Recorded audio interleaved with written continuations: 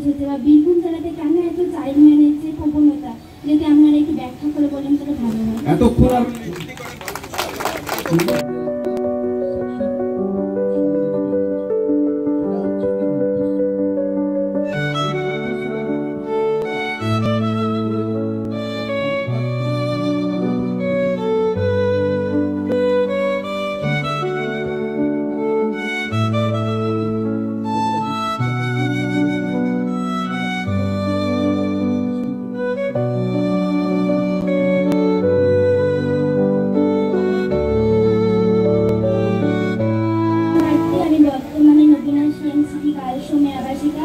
আমি আপনাদেরকে একটি কোশ্চেন করতে চাই।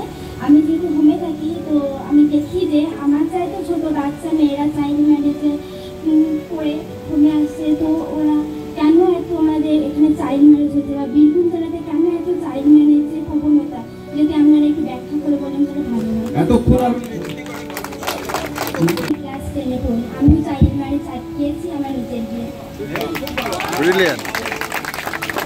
উত্তর যেটা সেটা হচ্ছে চাইল্ড ম্যারেজে অনেকগুলি কারণ আছে। সামাজিক কারণ আছে, অর্থনৈতিক কারণ আছে, ভৌগোলিক কারণ আছে, সাংস্কৃতিক কারণ আছে, আর্থসামাজিক কারণ আছে।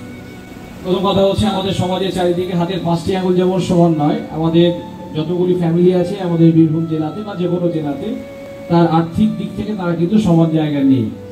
কম লাগে, অল্প বয়সে বিয়ে হলে তার রূপ বা লাবণ্য ভালো থাকে, তারপরে তাড়াতাড়ি বিদায় করতে পারলেই শান্তি।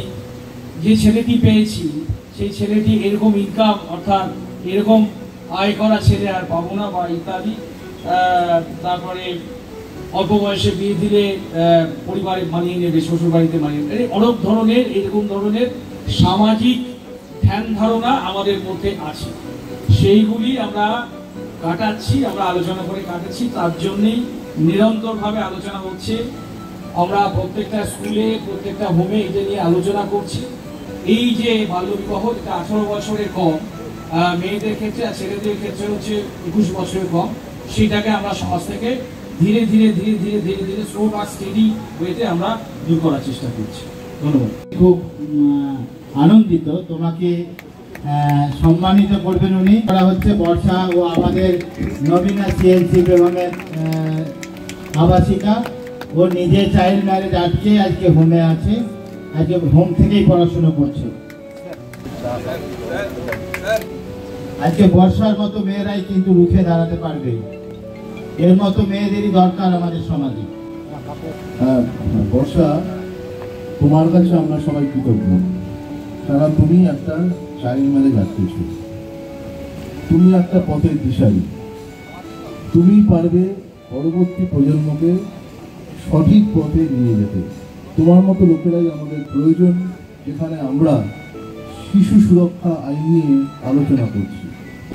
ডিএম সাহেব আছেন, আমরাও আছি। আমরা যৌথভাবে দেখবো যে তোমার স্বপ্ন যেন পূরণ হয়। আমি একটা কথা বলবো, মেয়েরা ঘরে বুঝে না, মেয়েরা সব পারে। মেয়েদেরকে শুধু আপনারা শিখেন, আপনাদের শিক্ষার জন্য ওদেরকে একটা জায়গা দিন, ওদের পড়াশোনা করার জন্য সুযোগ দিন। আমি এটাই চাই। মেয়েরা কোনো ঘরে নোংরা না, ঢেকিয়ে পরিষ্কার করে দেয়, লোকের বাড়িতে যেয়ে পড়ে ভাত রান্না করবে, বাসন মাজবে, কেন কাজ করবে, থাকবে, এটা না একদম। এখনকার মেয়েরা আমাদের ভবিষ্যৎ, ভারতবর্ষের ভবিষ্যৎ। আমরা সব পারি, আমরা সব করতে পারি, শুধু আমাদেরকে একটু চেষ্টা করাটা চাই। আর প্রতিবেশী কথা শোনায়, তুই ভুল করেছিস, তুই লোকের বাড়িতে ছিলিস, তুই শ্বশুর বাড়িতে চার রাখছিস, এগুলো কিছু হয় না। এগুলো কুসংস্কার সমাজ, আমাদেরকে ভুলে যেতে হবে। এখন আমাদের আধুনিক সমাজ, আমাদেরকে এগুলো সব মুছে ফেলে দিতে হবে। মেয়েরা মানে কারোর সঙ্গে ছিল মানে শপথ, কিন্তু সে মানে নোংরা কাজ করতে কখনো না। সবাইকে বিশ্বাস করে, সবাই বলে সবাইকে না, মেয়েদেরকে একটু জায়গা দিন কথা বলার, এটা বলবো।